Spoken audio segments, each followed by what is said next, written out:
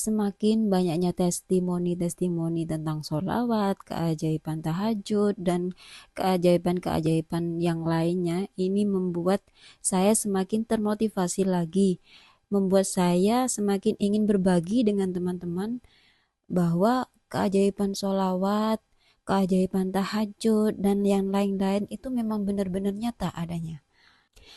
Di sini saya akan menceritakan tentang keajaiban sholat tahajud. Ini terjadi dalam diri saya sendiri ya. Makanya saya ingin berbagi agar kita benar-benar percaya bahwa semua ibadah yang kita lakukan itu pasti akan ada hasilnya gitu. Nah, waktu itu kehidupan perekonomian saya memang lagi ini ya, lagi terpuruk-terpuruknya. Dan waktu itu saya mempunyai hutang sekitar 5 sampai 6 juta, mungkin sekitar 7 jutaan ya, 7 jutaan, dan deadline-nya 1 bulan saya harus sudah mengembalikan. Tapi di saat itu usaha saya itu macet, macet dan saya tidak punya pemasukan sama sekali. Ya ada sih pemasukan, cuman pemasukan itu cuman cukup untuk makan saja. Jadi saya pasrah. Di bulan Ramadan itu saya mencoba benar-benar tahajud ya. Waktu itu saya sedang ini ya, suntik KB yang 3 bulan. Kalau suntik KB 3 bulan tuh kan kita gak head ya, gak head. Jadi itu saya fokuskan benar-benar saya fokuskan ibadah sholat tahajud itu tanpa bolong sedikit pun. Dan di dalam sholat tahajud itu saya benar-benar ya, sebelum sholat tahajud itu saya sholat ini ya, sholat tobat ya, sholat tobat, sholat tahajud 4 rakaat, dan setelah itu dengan wiritan-wiritannya saya benar-benar minta sama Allah ya, benar-benar pasrah sama Allah. Memang 1 bulan itu belum ada ini ya, belum ada apa namanya titik celah dari saya untuk bisa mendapatkan penghasilan atau mendapatkan uang untuk saya bayarkan hutang itu.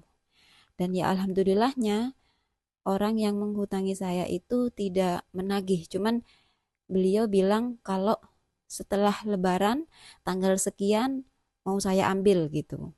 Jadi saya berusaha gimana supaya saya tidak mengecewakan orang yang meminjami saya uang. Jadi waktu itu ya saya benar-benar pasrah ya, karena memang usaha saya waktu itu benar-benar macet dan saya tidak bisa mengandalkan usaha saya yang kecil itu.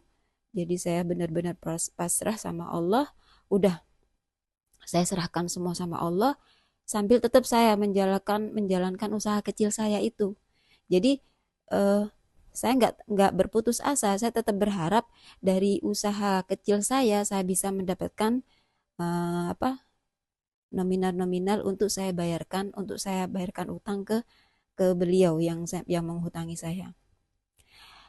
Setelah mendekati hari raya ya, seminggu seminggu mendekati hari raya itu saya sudah mulai ini ya, mulai down ya, mulai putus asa, mulai ini ya Allah, ya Allah kenapa tidak ada tanda-tanda keajaibanmu gitu ya. Sudah mulai mempertanyakan ya, manusiawi ya, namanya kita apa ya, ya seperti apalah kalau kita minta kok terus nggak dikasih itu kan pasti bertanya-tanya ya, kenapa kenapa kok nggak dikasih. Tapi tetap eh, waktu itu saya berusaha positive thinking aja, dan misalnya nanti kalaupun setelah tanggal yang ditentukan untuk bayar hutang itu saya tidak punya, nanti saya akan bilang ke orang yang menghutangi saya bahwa saya masih belum punya, gitu aja dah. Saya pasrah dah waktu itu ya, bener-bener pasrah, cuman cuman bisa nangis beneran.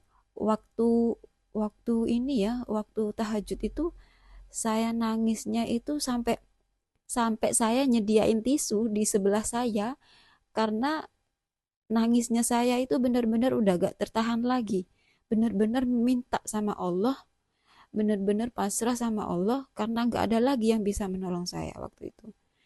Jadi saya tetap positive thinking meskipun tidak ada tanda-tanda tidak ada tanda-tanda keajaiban ya waktu itu ya. Nah setelah itu tiba-tiba hari-hari kurang 3 hari ya, kurang 3 hari Lebaran, Waktu itu ada saudara jauh yang bahkan dia tidak pernah, jarang banget ya berkunjung ke rumah. Dia bilang sama saya mau nitip uang sebesar 7 juta dan nanti kalaupun dikembalikan, kembalikan kapan saja gitu. Waktu dia bilang mau mau naruh uang ke saya tuh nggak percaya. Loh, terus saya tanya, kenapa tiba-tiba kamu menitipkan uang ke saya? Padahal kita kan nggak pernah ketemu, nggak pernah komunikasi gitu. Terus dia bilang, iya nggak tahu, aku percaya aja sama kamu. Aku titipkan aja uang ini. Kalau aku yang pegang, takut aku pakai karena ini uang uang untuk biaya anakku sekolah gitu katanya. Di situ saya langsung sujud syukur. Saya berterima kasih sama Allah. Bener-bener meskipun dapatnya dari meminjam juga ya, tapi Allah itu benar-benar nyata kasih pertolongan ke kita gitu. Ya Allah, benar-benar sholat tahajud ini benar-benar nyata hasilnya, nyata keajaibannya, nyata hasilnya. Jadi kalau engkau benar-benar minta, benar-benar pasrah, Allah itu nggak akan pernah menyanyiakan apa doamu. Dan setelah itu saya benar-benar masya Allah gitu. Allah itu benar-benar ngasih pertolongan di saat kita benar-benar sudah di titik pasrah, di titik sudah gak mengharap lagi gitu.